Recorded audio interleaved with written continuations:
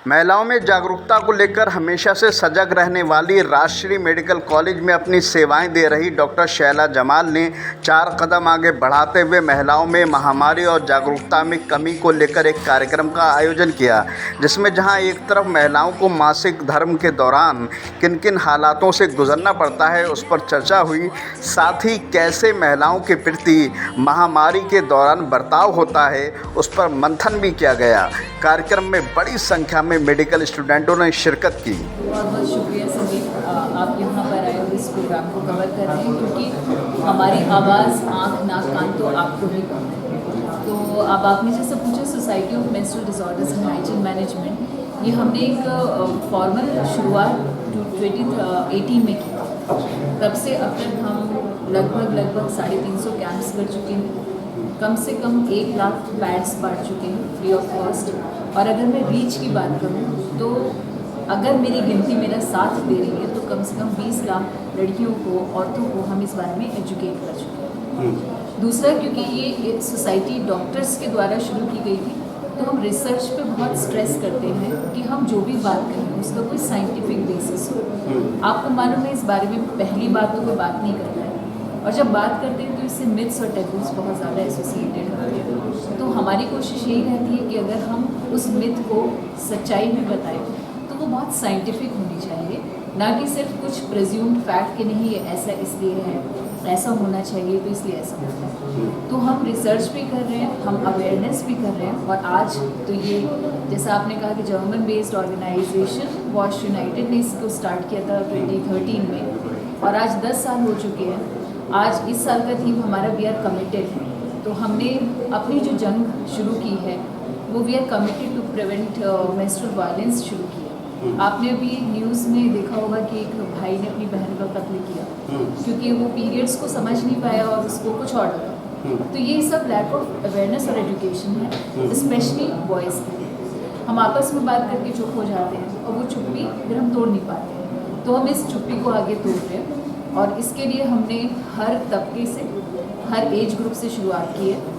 जैसे कि हम सोचते हैं कि शुरुआत में ही एजुकेशन देने का इम्पैक्ट बिल्कुल अलग है, तो इसलिए हमने मेंस्ट्रुअल वर्ड्स क्रिएट किया है और एक अपनी मेंस्ट्रुअल सुपर हीरो स्टार्ट की है, इसका नाम मेंस्ट्रुइना है। ये अवेयरनेस क्रिएट करेगी हमारी ब्रांड एम्बेसडर बनके, ताकि छोटे बच्चे भी इसको आसानी से समझ पाएँ। दूसरी चीज़, हमारे पास चैटबॉट है, आर्टिफिशियल इंटेलिजेंस का भी हम इसको प्रमोट करने के लिए इस्तेमाल करेंगे। और छोटी छोटी चीज़ें, छोटी छोटी खुशियाँ, जैसे आज हमने ये दिन को सेलिब्रेट करके स्टार्ट की है, तो ये एक आवाज़ है, पैगाम है जनता के लिए कि हम इसके बारे में बात करें, इसको एक नॉर्मल कॉन्वर्सेशन करें। होना चाहता हूँ, क्या नाम है आपका? मेरा नाम मुनिश अहमद खान है और मैं एक साइकोलॉजिस्ट हूँ। जी, अच्छा, आप ये बताइए, क्योंकि ये भी एक जहन से जुड़ी हुई चीज़ है, हमने जहनियत ही तो बना ली है कि जब कोई महिला का पीरियड आता है तो तमाम तरह की दुश्वारियाँ होती हैं, लोग उस तरफ सोचते नहीं हैं, और ख़ासतौर से माशरे में एक बड़ा समाज में नज़र आता है। तो क्या पैगाम देना चाहेंगे? देखिए, सबसे पहले ये समझना ज़रूरी है कि सारे जो मसले मसाइल हैं ना, वो आपके ख्यालों के, आपके विचारों के, या फिर यूँ कहूँ आपके वो थॉट्स के, टू बी प्रिसाइज। और एज अ साइकोलॉजिस्ट मेरी हमेशा ये कोशिश रहती है कि चाहे मसले मसाइल किस चीज़ से मुताल्लिक़ हों या फिर किसी भी चीज़ से मुताल्लिक़ हों, जैसे I am dealing lot of clients related to anxiety, depression, sleeping issues and marital counselling, relationship issues, lot of other stuff. The basic thing that we really need to work on, यानी कि एक ऐसा मुद्दा जिसके ऊपर मज़ीद as a psychologist और मुझ जैसे और भी जो साइकोलॉजिस्ट प्रोफेशनल्स हैं जिनकी कोशिश रहती है काम करने को, तो वो है दरअसल हमारे थॉट्स। अब अगर मैं इसकी बात करूँ या फिर मैं इससे मुताल्लिक़ और भी मसले मसाइलों की बात करूँ, तो मैं आपको बताऊँ एक ऐसी चीज़ जिस पर काफ़ी सारी चीज़ें आकर रुक जाती हैं, और वो ये चीज़ है एक्सेप्टेंस। यानी कि इस बात को एक्सेप्ट करना कि मैं किसी चीज़ से गुजर रहा हूँ। जैसे फॉर एग्जांपल मैं आपके यहाँ पे ब्लेड मार दूँगा, आप क्या करेंगे उसके बाद? ज़ाहिर है तकलीफ होगी, तो बेहतर करने की कोशिश करेंगे, फिर आप डॉक्टर साहब के पास जाएंगे, ठीक है।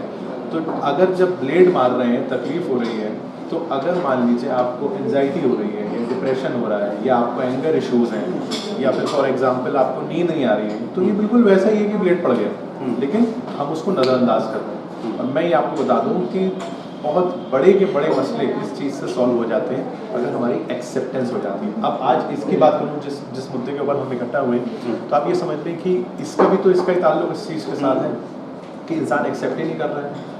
मेरा जो क्लाइंटेज है इस चीज़ से मुताल्लिक वो ऐसे है कि इस चीज़ से गुजरने के बाद एक्सेप्टेंस ना होने की वजह से इंसान एंजाइटी में, डिप्रेशन में, low confidence, low self esteem और नेगेटिव थिंकिंग, इन सब चीज़ से गुजर रहा है। फिर वो हमारे पास आ रहा है, मेरे पास आ रहा है पर्सनली एज अ साइकोलॉजिस्ट, फिर मैं उसको ट्रीट करने की कोशिश कर रहा हूँ। तो मैं यही पैगाम देना चाहता हूँ आपके इस पोर्टल से कि जो भी मेरी ये बात सुन रहे हैं तो सबसे पहले आप ये एक्सेप्ट करें, और ऊपर वाले का बनाया हुआ निज़ाम है तो उसमें कैसे कमी हो सकती है, आप इतना बताएं मुझे।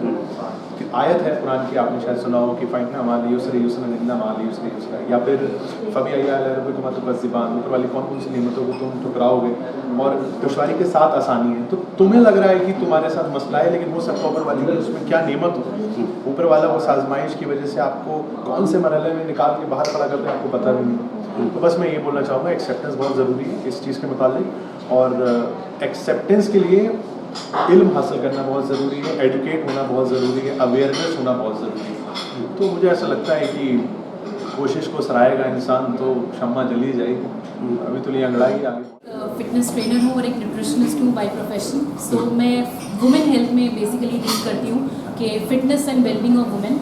तो ये जो एक प्रोग्राम है जो आज बताया गया कि मेंस्ट्रुअल हाइजीन के बारे में, when you educate women and not just, मेरा एक बहुत बड़ा ऑब्जेक्टिव इसमें ये है कि it is not just about educating women, it is about educating both men and women. जितना ज़्यादा इसमें एजुकेशन वुमेन की ज़रूरत है, उतनी ही ज़्यादा हमारे पूरे माशरे में बताने की ज़रूरत है कि ये एक टैबू नहीं है, ये एक ईविल नहीं है जिसके बारे में आप इजीली बात नहीं कर सकते।